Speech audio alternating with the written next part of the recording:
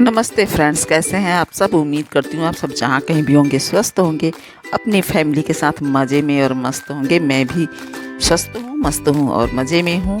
और थोड़ी परेशानियाँ रहती हैं, वो तो हमेशा चलती ही रहेंगी, आप लोगों से समय समय पर शेयर करती रहूँगी। और यहाँ मैंने बरामदे को धुल दिया है, बहुत ज़्यादा धूल मिट्टी यहाँ पर था, तो अभी ठंडा भी हो गया है, थोड़ा यदि धुल दिया है तो। और मैं सुबह लगी हुई थी काम पर, अपने कामों को करने के लिए, जो रोज़ का काम है। उसमें बनाया था मैंने पालक, आलू, मेथी और बैगन की सब्जी। एकदम मुलायम ये पालक है और बहुत बढ़िया। इसको मैंने धुल लिया था। और मेथी इसको मैं काट लूँगी और आलू और बैगन डालकर इसको बनाऊँगी। अक्सर मैं बनाती रहती हूँ, जिसको मैंने शेयर भी अभी इस वीडियो में भी मैंने शेयर किया है, थोड़ा सा शेयर किया है, क्योंकि पूरी रेसिपी मैंने कई बार शेयर किया है। क्योंकि हमारे घर का ये जो हमेशा बनने वाला, अक्सर बनने वाला ये खाना है, ये मील है। और ये है सोया, जो कि मैं खींच रही थी अभी। और इसके बाद फिर मैं चली जाती हूँ अपने गांव, जहाँ पर खेत का कुछ प्रॉब्लम है, कुछ बातें हैं। कोशिश है, अभी तक मैं सोशल मीडिया पर इन सब चीज़ों को नहीं लाई और नहीं लाना चाह भी रही हूँ। जब मजबूर हो जाऊँगी तो देखा जाएगा कि क्या करना है, मुझे सोशल मीडिया पर लाना है कि नहीं लाना है। फ़िलहाल मैं यहाँ जा रही हूँ सब्ज़ी बनाने के लिए, जिसको मैंने आलू, मेथी, पालक सब कुछ काटा हुआ है। और सरसों का तेल डाल के लहसुन, मिर्चा और थोड़ा सा दो तीन टुकड़े का अदरक, इतना डालकर मैं इसको तड़का लगाकर इसको मैं छौंक लूँगी और बना लूँगी।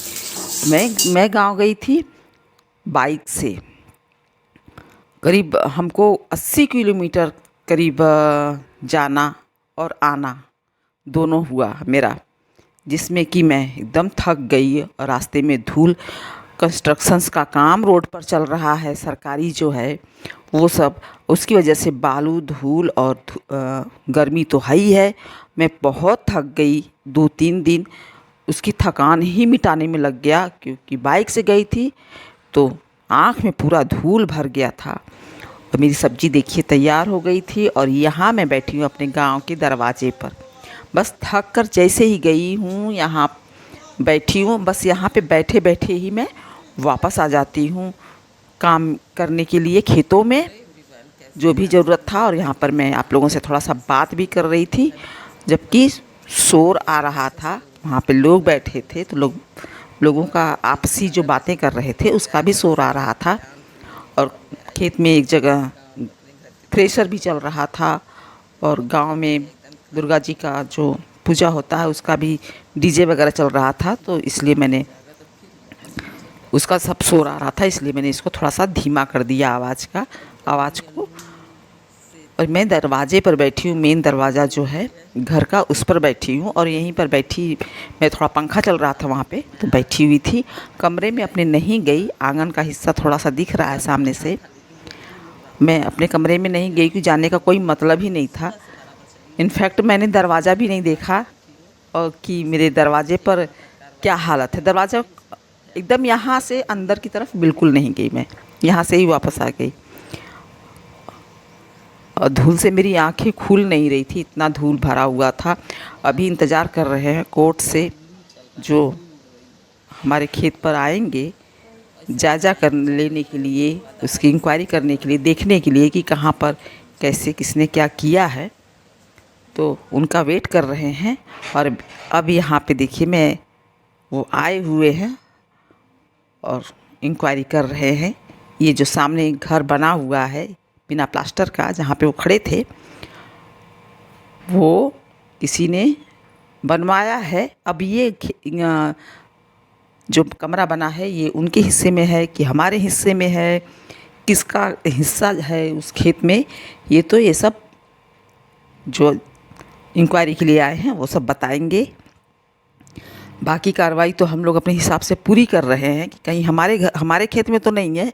यदि वो हमारे खेत में नहीं है तो हमें क्या लेना देना, वो चाहे जहाँ बनवाए। लेकिन यदि हमारा खेत या हमारा जो बाउंड्री है वो इफ़ेक्टेड होता है उससे, तो जाहिर सी बात है हर कोई एक्शन लेता है, तो हम लोग भी अपने हिसाब से अपना एक्शन लेंगे, जो पॉसिबल है वो करेंगे, लेकिन सब कानूनी तौर पर। और मैं थकी हुई थी तो बैठी हुई हूँ, अपने ही खेत में बैठी हूँ।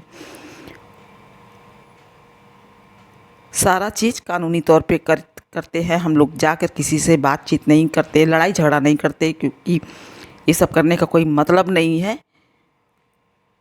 जो जिसका है उसी का रहेगा, चाहे वो लड़ाई झगड़ा करे या कुछ भी करे। गाली गलौज करने से कोई कुछ मिलने वाला नहीं है, और हम लोग जीत भी नहीं सकते किसी से गाली गलौज करने से। थके हैं तो वो वहाँ पर बैठे हुए हैं, और जो अधिकारी आए हैं वो अपना हिसाब लगा रहे हैं कि कहाँ पे उन्होंने बनवाया हुआ है। हमें उनसे भी कोई दुश्मनी नहीं है, और ना ही उनके बनवाने से हमें कोई दिक्कत है कि वो हमारे खेत में बनवा रहे हैं कि कहाँ बनवा रहे हैं। हम तो बस अपना देख रहे हैं कि हमारा कुछ इफ़ेक्ट ना हो, बस वो अपने हिस्से में जहाँ भी हो उनका वो अपना बनवाएं। ये है उनका कमरा। अब ये कमरा हमारे खेत के बाउंड्री के अंदर आता है। हमारा खेत जो गाटा है इफ़ेक्टेड हो रहा है। हमारे 3 लोग हैं हिस्सेदार, तो जाहिर सी बात है कि तीनों लोगों का हिसाब होना चाहिए। और यहाँ पे एक लेडी खड़ी थी जो कि घास की कटाई कर रही थी या कुछ कर रही थी, खेत में कुछ काट रही थी, समझ नहीं आया। यहाँ मैं सुबह जब सफाई की थी, देखिए वाइपर से मैंने इसको पानी को निकाल लिया था, और खूब अच्छे से पानी डाल के इसके यहाँ पे धुलाई किया हुआ था मैंने। और वहाँ गांव में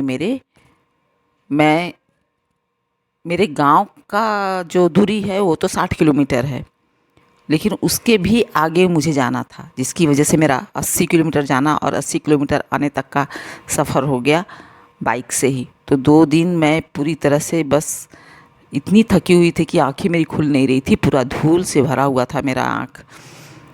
है थोड़ी परेशानियां हैं, गांव वाले समझते नहीं हैं, सोचते हैं कि जो जिसके पास कोई बोलने वाला नहीं है, जिसके आगे पीछे कोई नहीं है, उसको तो हर कोई दबाता है, तो उसका फ़ायदा वो लोग भी उठाते हैं। फ़िलहाल मैं अभी यहाँ पे कोई भी बात कह नहीं सकती हूँ, क्योंकि अभी फाइनल डिसीजन नहीं आया हुआ है। यदि वो अपनी जगह बनवा रहे हैं खेत तो बहुत अच्छी बात है, उनकी जगह रहेगा तो हमको कोई दिक्कत नहीं है। लेकिन उनसे पहले एक और खेत है जो कि बुआई जुताई वहाँ पे होती है, तो देखते हैं आगे क्या रिज़ल्ट आता है। आप लोगों से ज़रूर शेयर